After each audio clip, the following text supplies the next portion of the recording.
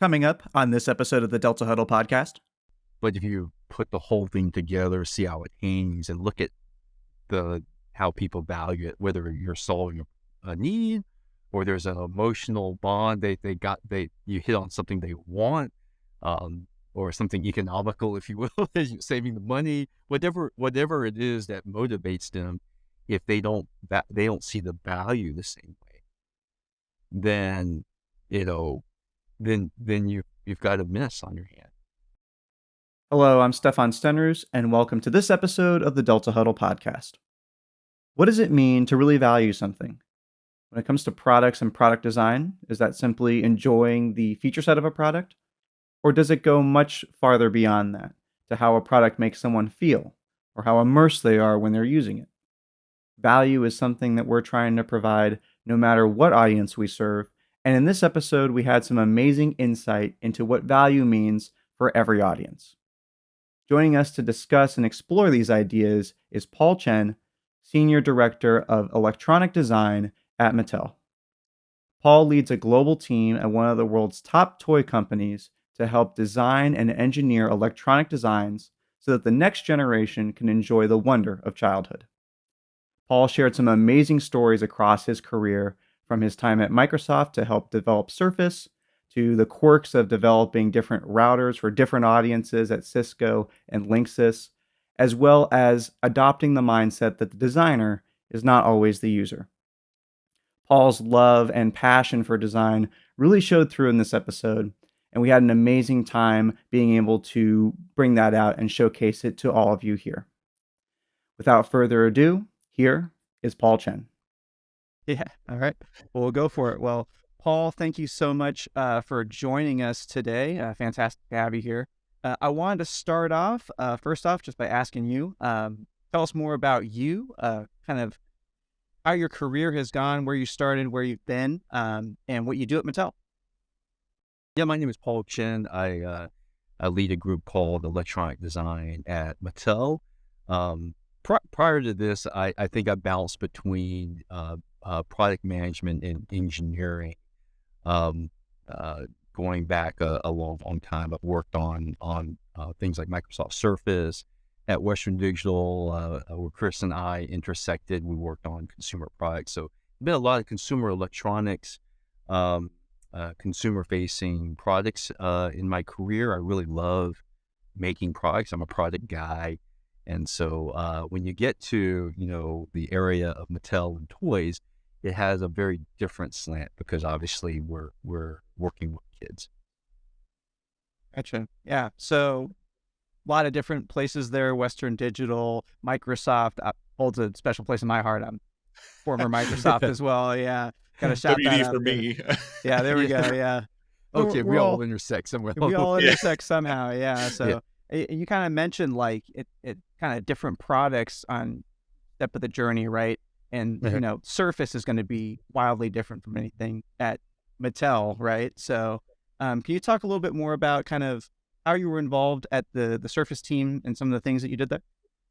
Yeah. I think I was on the original way back Surface team.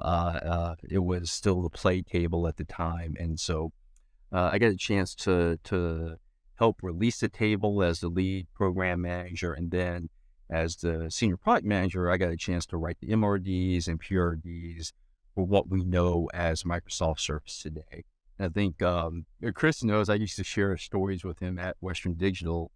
There was a lot of user research and user-facing design, really thinking about what we would put in that product and being intentional. I think definitely you can see today that Microsoft Surface is amazing among the commercial market productivity, and that derives from way back in the days that we were located in this crazy little building called Willows. And I share one inspiration when you're defining the Surface, the tablet, if you will. It was interesting to see that there is the Mac business unit for Office in the same Willows building down the hall, and so there's some derivation intersection where you go, wow, if Microsoft back in early 2010s or 2008 was I got to say that. um, if Microsoft had such a mind share with the Office products, even to the Mac community, then it just seemed very natural to head towards productivity. Gotcha. Yeah. And good, Chris. That's productivity, big deal, especially now. Yeah. Productivity kind of leads everything. Yeah. Yeah. See a lot of it kind of go into what they're doing with GPT and Bing and all that stuff, which is really interesting how they've kind of taken that over. But you mentioned some elements of user design and how that kind of operated in terms of helping develop Surface. Can you talk about that? What were some of the feedback that you were getting within Microsoft, outside of Microsoft, that kind of drove the development of that product forward? It was a wonderful time. It's still a small group when I was there, and got to work with a user researcher, Jennifer McCormick, Steve Sayal. They had a great book and is a great author on response time and all that. So you got a really condensed group of folks that could focus in on user. And even though you say productivity, it was really projecting where productivity could be. If you think around the 2006 to 2008 timeframe, it was coming off of maybe the tablet PC that just went away, and one might go, "Oh, are you creating a new version?" And it was definitely not just creating a newer, updated version of tablet PC, but looking at how natural use of the hands and touch screens and including the pen and removable keyboards and all that could fit into work life, how people work. And so I think ultimately it was about trying to reach the natural user interface, NUI, and making sure that you're there. There's a lot of words for it: human-centered design, natural user interface, design thinking. But I think ultimately you have to focus in on the user, and it isn't a pile of the features that you make. It's the sum of what they really may not even be able to tell you what they want. You have to look at the reactions and stuff. And to some degree, I think, I worked with Centercode before. I think it is not just the testing and survey, did you like or not like, but it's watching and seeing the micro level reactions of people. One thing I love, and it's a famous saying, right? Like someone said, I think it was Henry Ford, if I would ask my customers, they would ask for faster horses. And that's not an expression where you say, no, I don't want to ask or talk to customers. It's not that you don't want to get the feedback from them. It's you need to observe, you need to watch and empathize. Because when you were talking about looking forward, it's not like, how do I make the tablet PC better? It's like, what is the future? What problems are they running into? What's going on around them that I could improve in their lives? And saying in making something like productivity a little bit better in work life. So like I always go back to that saying of when someone says, if I would have asked my customers, they would have told me something that I wouldn't have built. And it's like, no, you need it's really listening to what they're thinking about or empathizing with them, which goes back to your design thinking, right? You got to watch them, observe them, kind of take in what's going on. And then you apply your knowledge and say, what's going on here? How can I make this better?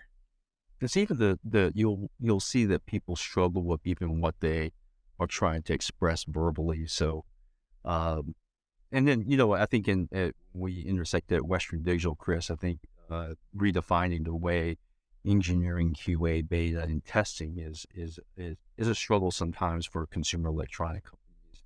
There's a desire to test the features as you design them, but if you focus a little bit higher on real user needs, I think that starts to give you something easier to digest. It informs you on what you should do and what you just need to quit working on, actually, to some degree. Yeah. As product managers, it's data, right?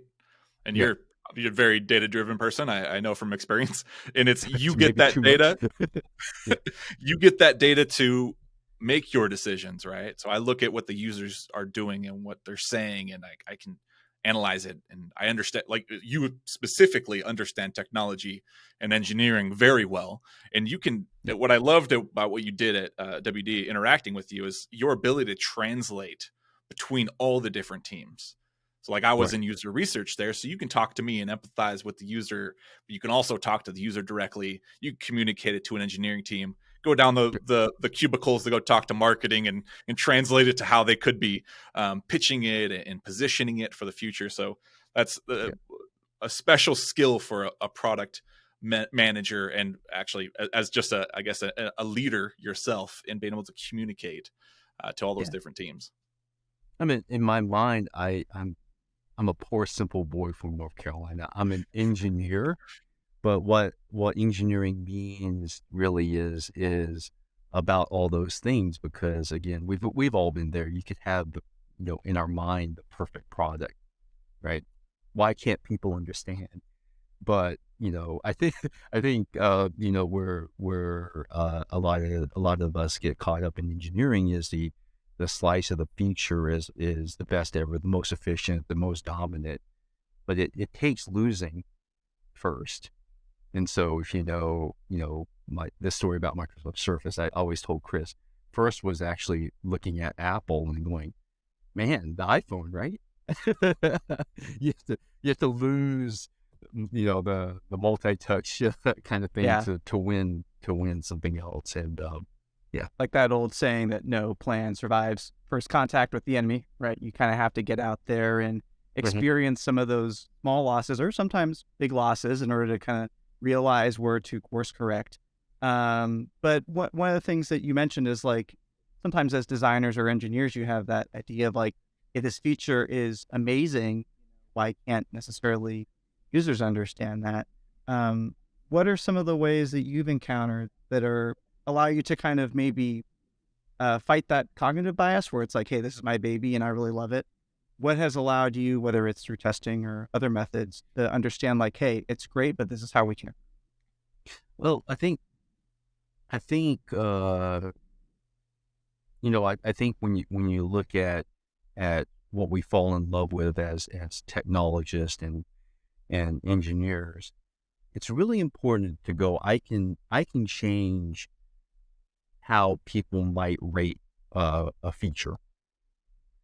But when Chris was talking about data, one of the things I always key on is, okay, how do they value the thing? That's a fundamental thing. If you test a product and you look at how much they value, uh, um, not a feature, but a value the product as a whole, with all the features combined, that's actually harder to change. And that's the essence that kind of hurts sometimes for people in engineering, and I think to some degree in consumer electronics, the product design. You go, why can't people get this one element? Or maybe you've put in I call it the amazing bucket of technology into the product. Why can't they get it?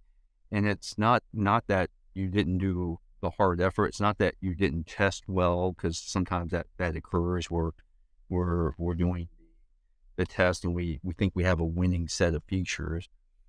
But if you put the whole thing together, see how it hangs, and look at how people value it, whether you're solving a need or there's an emotional bond, you hit on something they want, or something economical, if you will, saving the money, whatever it is that motivates them. If they don't see the value the same way, then you've got a miss on your hand. And that's the harder part. It's not what I'm saying here sounds like, oh, I know when I'm going to miss. Well, I'm only human as well. I go, hey, sometimes I don't understand why people can't understand it. But if they can't understand it, it really is about that distance between what they can understand and what they can value. I guess. One thing that was always cool, just popped into my head. We worked on routers, right? Oh, So yes.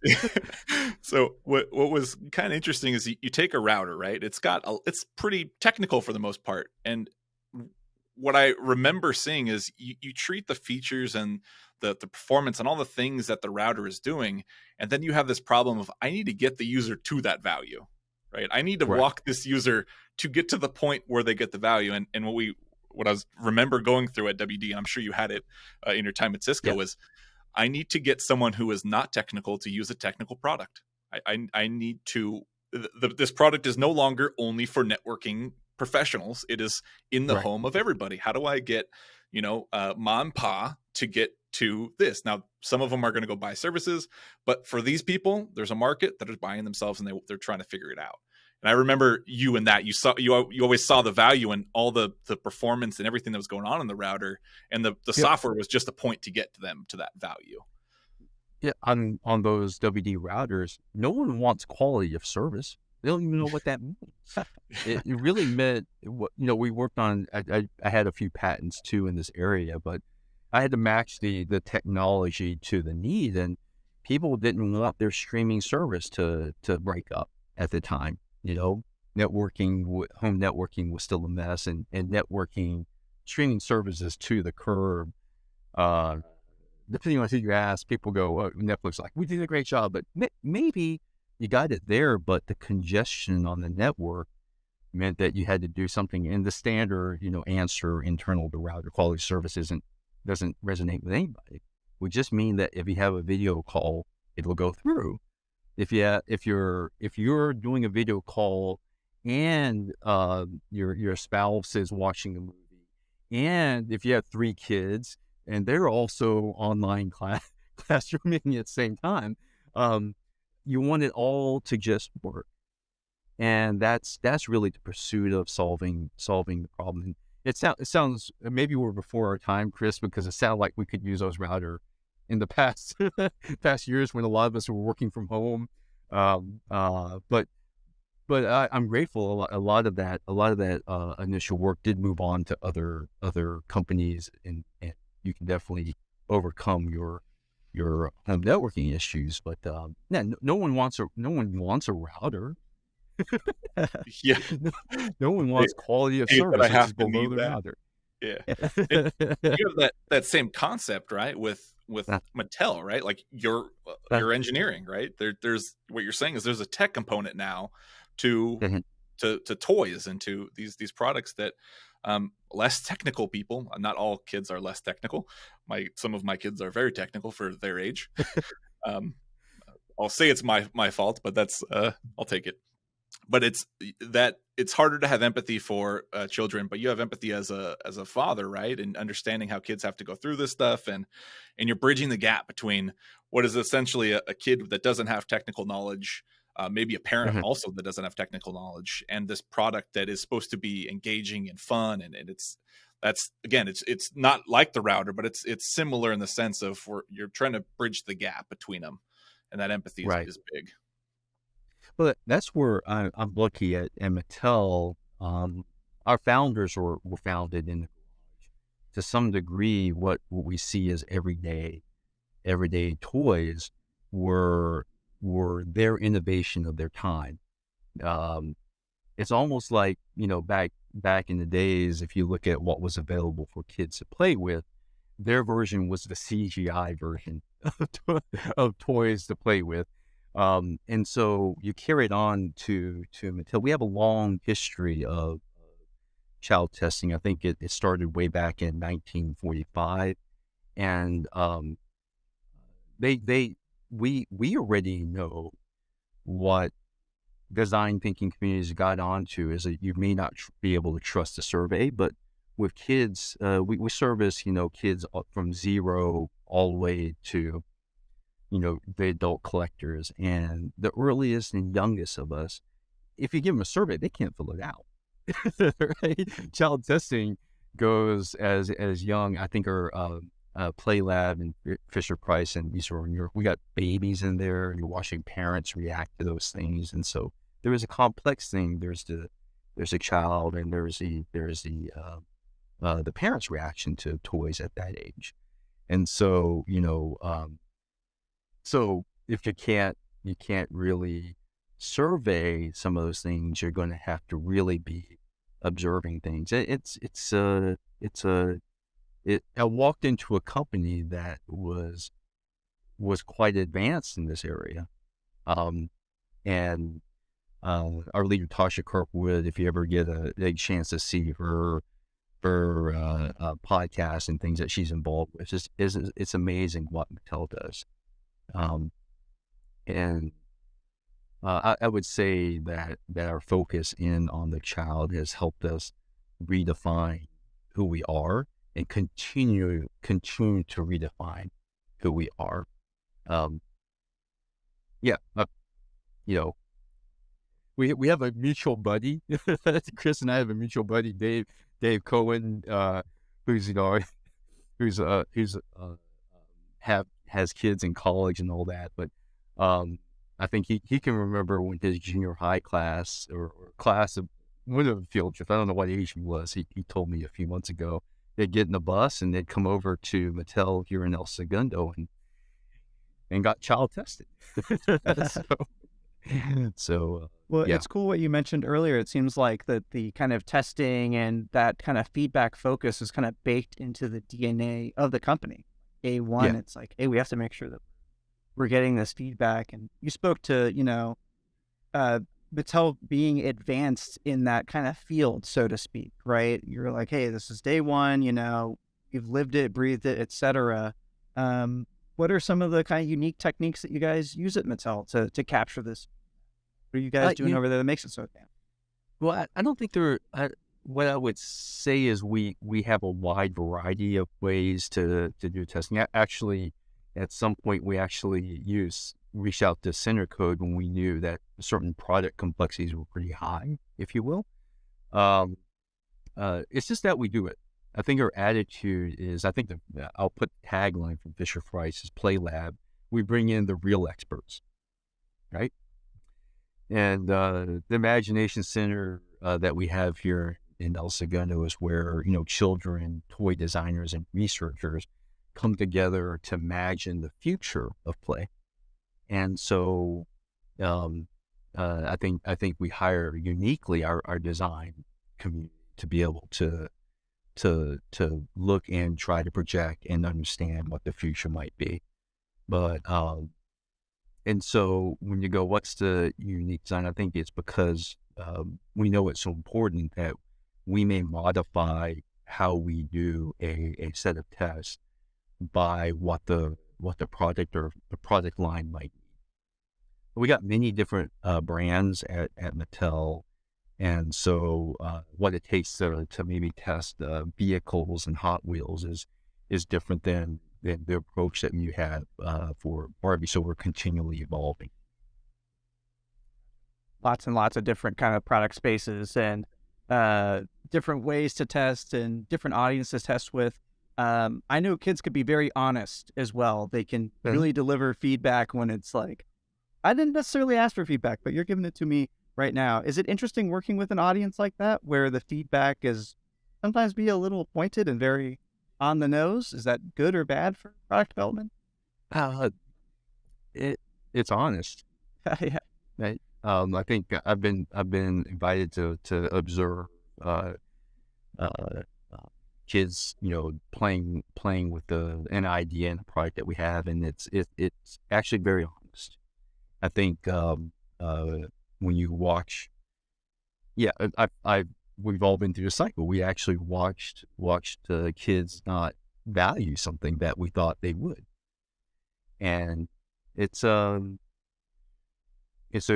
great company in that the people I work with can actually take that and go, okay, you know what, we might need to pivot. We should look at what they are interested in and move from there. So, I think when I'll go, when we looked at Hot Wheels ID with Centercode, I think it was one of the most complex products we ever made at Mattel, and it had a digital app with 6 different app experiences, a physical portal. I'm reading this off of a physical smart track, NFC enabled cars, and just I think from 3 weeks of testing, you guys helped us recruit a wider user base because we needed a wider user base.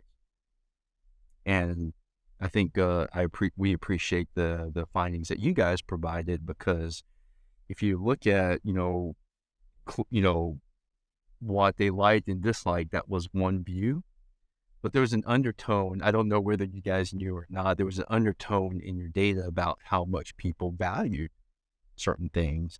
And I think when I look back at the product and ultimately we always measure things as they come back: consumer feedback, consumer services, people calling in, and the important lesson was, again, I think we can, through improvements, change a user's opinion about an experience, but we weren't able to change how a user valued something. We couldn't change how someone could grasp a certain concept, if you will. Yeah, absolutely. Another, I feel like another. it's good. Sorry, go ahead. Yeah. Another famous saying was, it's for product people, right? You're not Mhm. the user, right? So like sometimes we fight it in product. We're like, yeah, I'm totally the user. I was a product manager before stepping into marketing. I'm still a product guy by heart. Again, we can't shake that ball. We're always product guys. We're always product guys. Yeah. But what's interesting is you think you're not the user, and I have to tell myself that you're not the user all the time. I am the beta testing guy. I understand beta testing, dogfooding, play test, all these things. I understand it, but I don't actually do those things anymore. I'm not the user anymore, so I'm losing touch. So like I love that tagline that you mentioned. It's we bring in the real experts, right? So the people that are making these products, they're not the users. They're not playing with. I mean, they could be playing with the Barbie, but not the same way that a kid could be doing that, right? So Right. it takes smart people to break down those barriers. I'm not the user, but I can use some feedback, and it's feedback everywhere, right? It's not just Right. you start off with a prototype or an idea. I get feedback on it, right? Kids, what's funny, Stefan, as you said, kids are honest. There's a lot of different kids out there. I've done Yeah. play tests on versions of little robots and of like racetracks as well. And there's kids that wouldn't say a word. They would play. They would be so engaged with the product and they were playing. I'm like, that's cool, right? I don't want to like, I'll try to ask them questions. There's kids that ran into frustration, and the first thing they do is look up at their parents. We bring in parents to do tests because they're younger. So they look at their parents. I don't know how to do this. I need help. And then we see whether or not we get parents involved in the frustrations the parent goes through trying to help this out. And it's like, oh man, there's so much. And then take that, they're in a room confined, break them out into the real world, get them in their houses and watch them. Yeah. I remember with some of your tests, there's some screenshots that we included of people playing. It's like, you look at people's houses, right? You get to see them in the living room, people in the kitchen, and like what's going on around the house that could be impacting their product experience. So like, it's so cool hearing great products come from learning from their customers throughout the life cycle, not just at one point in time saying, yep, I've got feedback. I'm okay. I'm a product person. I'll figure it out from here. I don't need it anymore. Yeah. I think it achieves. I think what's wonderful is that, and the reason I like working for Mattel is that the challenge is constant, because the audience, the kids, change probably faster than you could ever imagine. Sure, yeah. The base, I think, and still you have to strike that balance. And I'm not product design. There's designers that have a vision. They want things to execute, and so you got to go, well, we have to work together constantly when it becomes a more technical product. Now ours is mostly low tech, and there's some fun things to always play with, but yeah. And in terms of engineering and technology, the challenge we can put in place for that imagination is so wide. It's unbelievably wide, and it's a lot of fun. Yeah. I remember There's something I think. Go ahead. Stefan. No, I you go think ahead.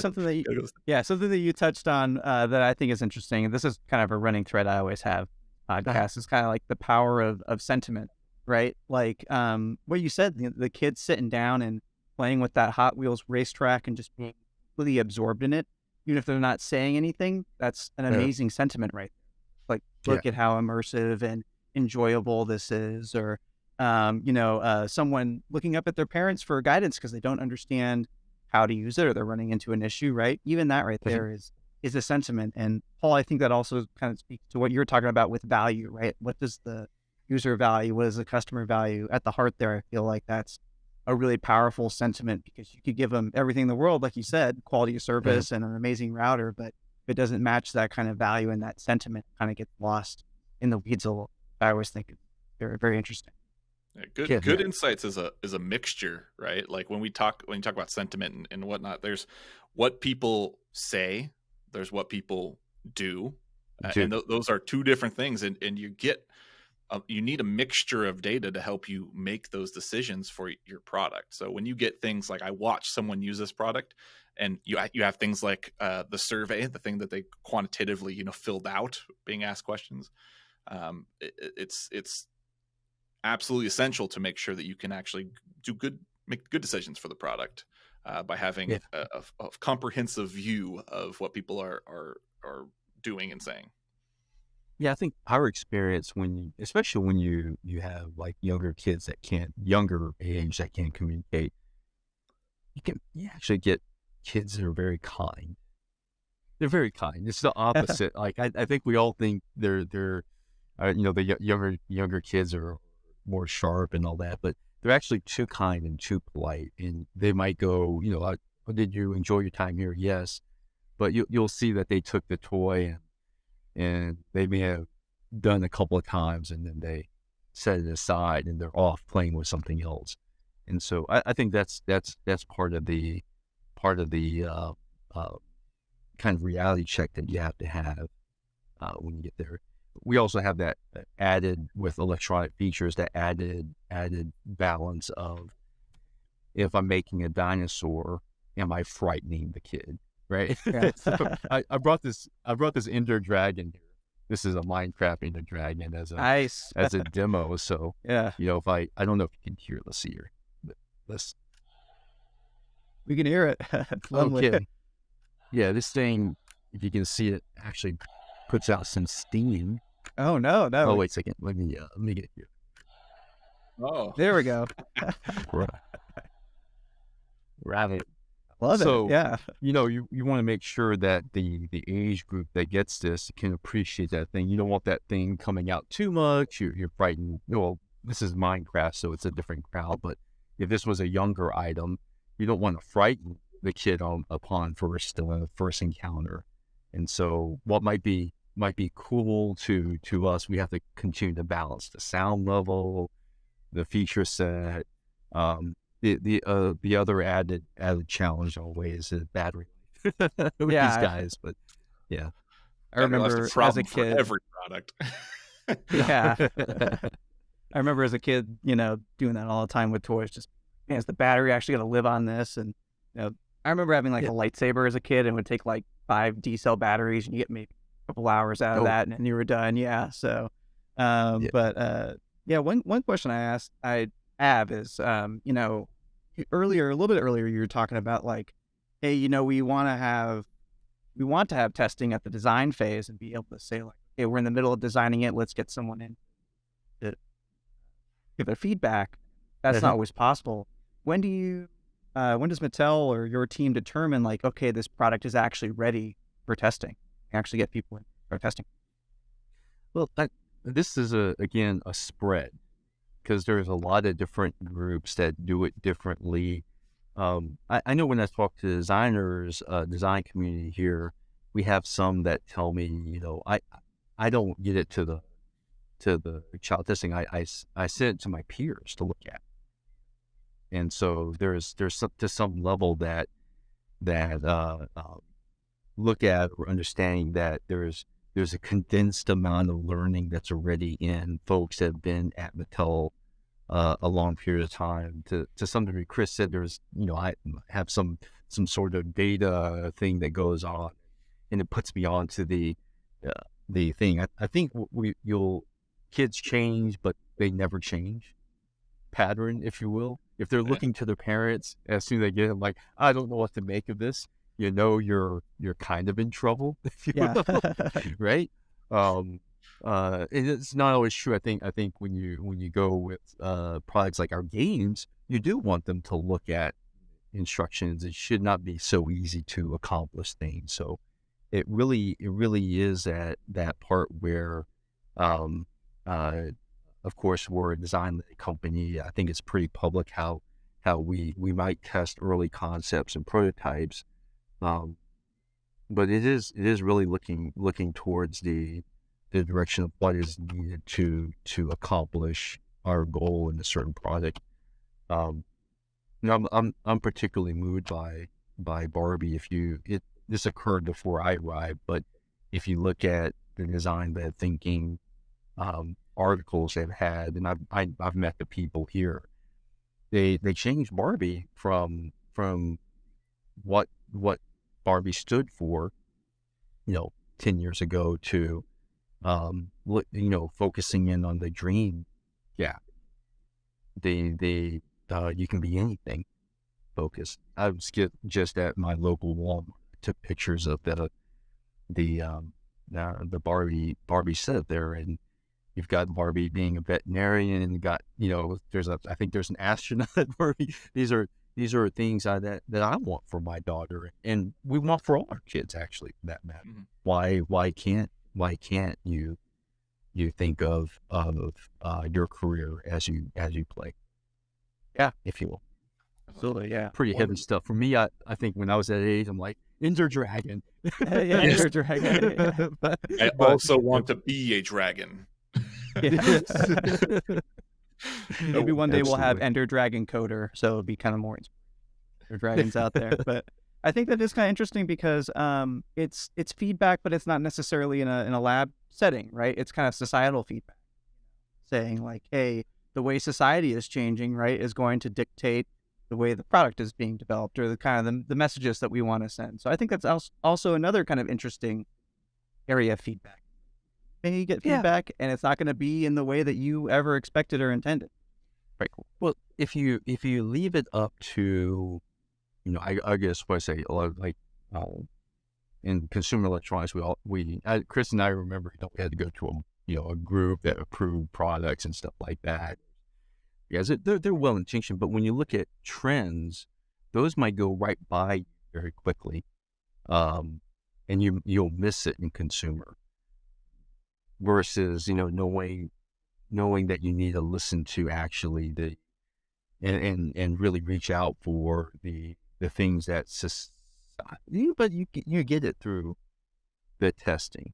There you'll see it with for example the parents, what they may want their kids to play with. It may be different than what you want to make for them, if you will. And it's sobering for me to look at Chris and go, he has 3 kids.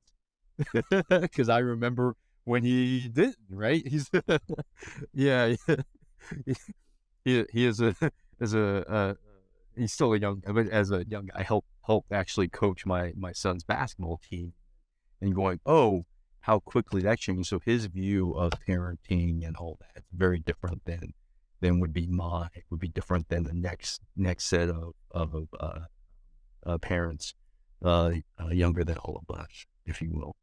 And their views of the world is quite frankly, drastically different. Yeah.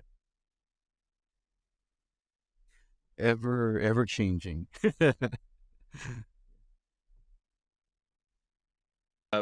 You said that like designers would take products to their team, right? Go get the tribal wisdom. I love that.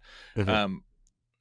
When we were at WD, we would do internal beta testing. We would do what we call them alpha tests. Some companies call them dogfooding or internal beta test. And I always remember that was kind of like the first step. You go find the tribal wisdom. There's engineers that have been there that have so much knowledge. There's marketing people that have knowledge. I still remember to this day sitting in Rusty's office. You remember Rusty Howard? Mhm. I'd Right. Oh, sit in his yeah. office with a pen and paper, and I'd take down his feedback. And I was a beta test coordinator at that point. So I'd sit there and take all his feedback, and I'd go through. He had such a good eye for that. And then you weigh that with things like customer feedback and say, okay, where are we sitting with all this? We just don't take his one thing and say, all right, we got to go fix that now. But that Yeah. internal testing, internal feedback is so important. Those are the people that are going to support the product. They're going to promote the product, sell the product, market. They're the ones that are taking that product outwards. So their feedback is just as crucial as the customers and users. Yeah, I think there certainly at the company that we've worked for, Crossover, Chris, the folks were great at that leadership level. They were great at actually not doing the for me product. They were more of it seems to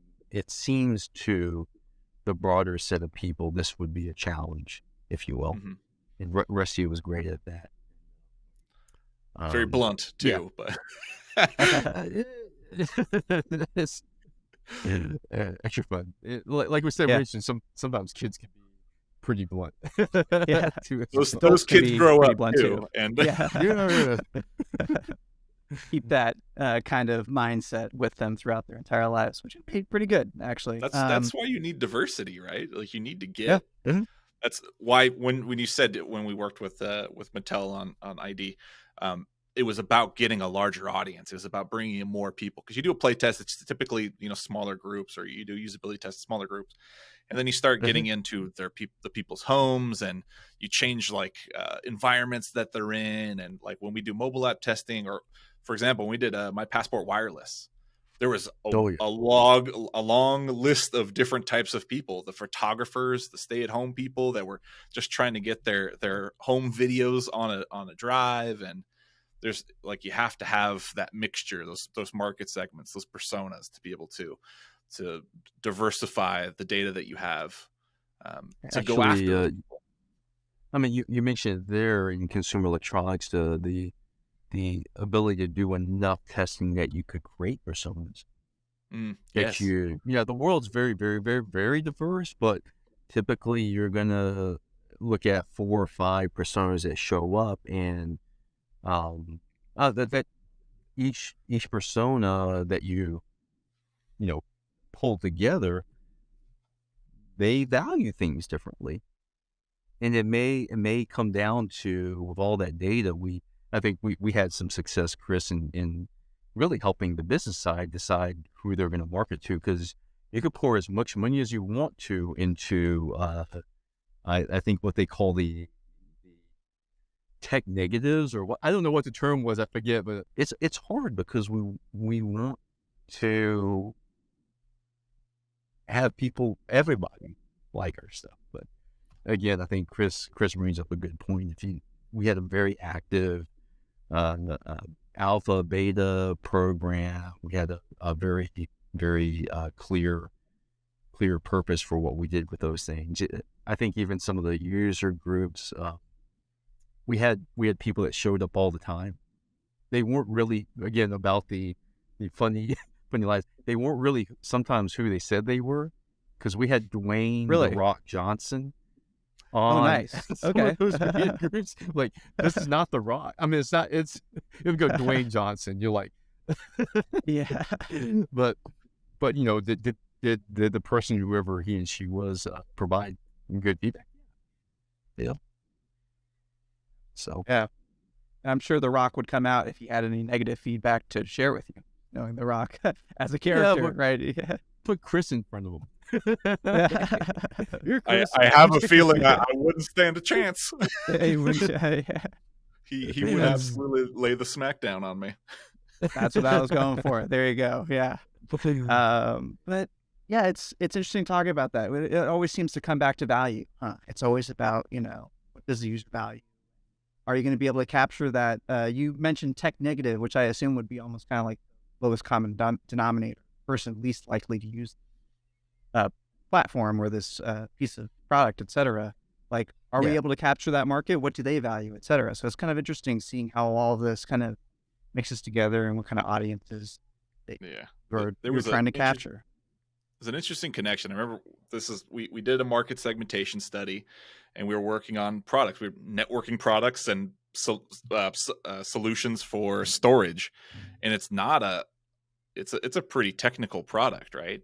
And a big market Uh-huh. out there was people that were not technical. And we did all these studies and market research saying there's an audience out there that has a need, right? They have a need to store content, and it was then the job of product and engineering and quality and everybody to build that product.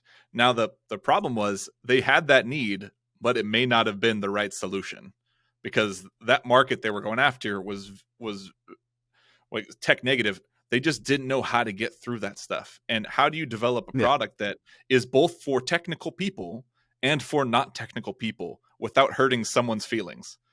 Right? Like, you Right. dumb it down so much, the technical person's like, nah, I can't control this. I have no flexibility, no customization. I remember actually Paul is one of the people that pointed out and say, look, we can have these experiences tailored to the tech person. But this non-tech person needs something very simple. They need to get to value very quickly. Yeah. They don't have 30 minutes to an hour to set up this product. They don't, because they're not going to even be able to accomplish their goal. Right. There's a, and so you see, I mean, there's two decisions you can make there. You can make two different products that are targeted to two different segments, or you can go, I'm going to invest in the one and then move away to the other. Certainly, in the router world, it was about making it easier and hitting the value for us. But I'm also the same guy at Cisco that remember there was a consumer router, the E4200, and I was in charge of the technical one, and you can't fall below a certain believability for people. They go, man, I want this. You can see the name E4200. Like it sounds like our Hot Wheels. It's like it sounds like a car, right? So if people want that, you can't. You have to keep that one to some level. Everybody appreciates simplification, by the way. I would say, you don't leave things really messy. Doesn't look like a Linux box to some degree. Although some people like Linux, as Chris knows, there's the other end of tech native, which is maybe lunatic fringe.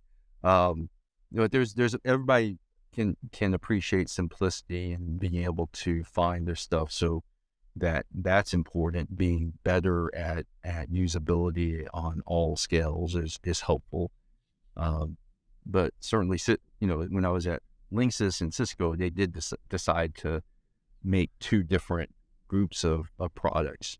Makes sense, right? You can market something specifically to somebody, and I remember. I don't know if you remember this. Our UIs for some of the routers, we would look at a dark interface versus a light interface. Right, one communicated technical, and one communicated easy. Right, we'd look at the very bland white background. It's like, oh, this is going to make it look easier, but the darker gray black background was like, oh, there's some tech to it. Now we have like light and dark modes. And a lot of tech people who sit in front of computers like putting on dark mode. I put it on everything because my eyes hurt from staring at a screen for that long. My wife does not like dark mode. She likes seeing the light because she can see stuff simpler, but she's not in front of it all day. So she doesn't have those problems. So yes, that's a good approach is really understanding your market. Stefan and Paul, you're saying what's valuable to them, and how do we get them to that value? It's big in product creation and building those products. Right. It's definitely. So that takes me back to my roots, Stefan and Chris. I'm a color image processing, digital signal processing guy at NC State. That's where I got my master's degree.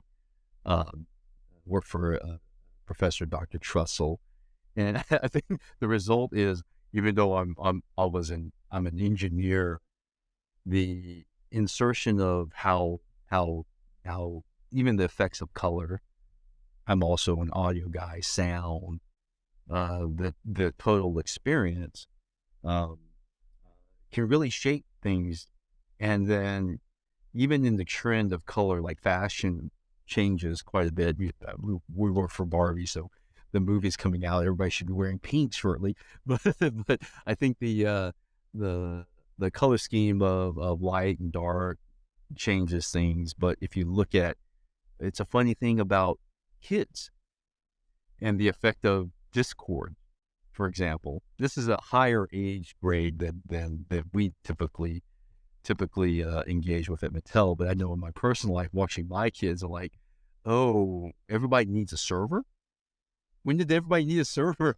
Number two is like, oh, they're in dark mode. It's cool, right? So it's interesting. I think how much time people spend on the screen. You might see folks that are completely non-technical using a darker color scheme because they get adopted to it. It changes. Yeah. So the reaction. How do people react to color, lights, and sounds? Even the purple out of our dragon here, was very, very well thought out. Yeah. And we work with Microsoft. Yeah. And I would say that's very close to the actual purple. It's in the game. So you guys did an excellent job right there. So, but yeah, it's interesting to see how all of it evolves between these different audiences, right? Like Chris, you were mentioning, like the original idea might be, light mode is more friendly and kind of easy, and dark mode is more technical and, serious. So, but then over time it evolves into like, well, dark mode is cool because it kind of has this sentiment around it. Yeah, this is what the serious power user thing, and then it spirals from there. So I think one of the themes we've had here is that there's so many different audiences, so many different sentiments, ways of communicating. And Paul, I wanted to ask you, like, what are some of the tips that you have for making sure that you connect with each of those audiences in a way that is meaningful to them and also gets you the kind of feedback that is going to improve the product? Yeah, I'm gonna share with you what Richard Dixon actually shared with a group of us here. That holds true for me is um, uh, I get out there into the community. I work for Mattel. It's a toy company. I try to volunteer for different causes. My kids are into certain activities, so I try to keep a pulse with the audience. I'm clearly older than much of them, if you will, but I do know on the ride. I'm involved with scouting. I do know on the ride one of the kids. He was 17, going on 18, so he's about to make that jump. He'd been my ear for the 5-hour drive to summer camp about Hot Wheels Unleashed. And it's amazing how it doesn't matter what age you are. The wonderment of childhood is amazing, and I try to keep as close to that as possible. I teach kung fu and wushu on the weekends, and so if again, Chris said it best. It helps remind you that you're not the customer, but also helps to go, oh, yeah, the people you make your products for are gonna see it differently. You got to touch it, feel it, in terms of user needs, if you will, and try to get that perspective the best you can. Yeah. Good answer. Coming up on time here, lots of amazing sentiments shared. I think that's probably the theme of this podcast has been sentiment and value and different audiences. Last question that I wanted to ask you, Paul, is, you have shared a lot of passion about everything, from toys you're developing at Mattel to Surface and what you did at WD and Cisco and Linksys and all that stuff. So my last question for you is, what are you passionate about in beta testing what you do now? What gets you up every morning to say, yeah, I want to keep doing Oh, I think it's redefining what beta testing even is. I mean, I think if you look at what it meant when Chris and I were there at Western Digital, how much we transformed that, it's different. I think if you look at technology and what I'm really, really passionate about, it has been AI and machine learning and all these things, but not from the simplistic view of take 10,000 samples and train a model, right? Kind of thing. It is the opportunity to see how that technology, and if you, I'm a ML guy from the 1990s, so that was part of my undergraduate research and all that. And well, I say if you look at the way that the process works in the neurons, I think that to some degree is what we need to be training ourselves on, if that makes any sense. Where there's the real digital model technology side, and then there's the human factor side that we can understand. And so I think when you look at what we're talking about here, there is to some degree the constant training of ourselves, looking at the data set, looking at the videos, observing people. Did we understand what we think we understood? The reward system, right? That we maybe, I think, bringing it back to design, thing that we fail. That we should get the negative feedback early, right? Yeah, better than later. Versus, I think, well, traditional AI and ML, like, oh, I succeeded. We get companies come in and try to sell us on we're able to do this, but I'm more interested in what you can't do. What can you not do? You need that feedback to identify what you can't do a lot of the time, to understand this is what I'm not doing that people might want to do. That's important. That hypothesis mindset is kind of what stood out to me, like, as this whole theme is like, treat everything you're doing like it's a hypothesis, not the law. Treat it as you need to test it. You need to understand whether or not it's valid, if it has substance in it, before you actually make it concrete in a true thing, like a law would. And it happens. You got to do it throughout the development life cycle, from design concepts, whether or not you're going to your teammates saying, "Hey, check this out. I don't want to develop in a silo or design in a silo," to all the way to you when you get into the electronics component and putting it all together, and how's this going to actually work outside of being a concept.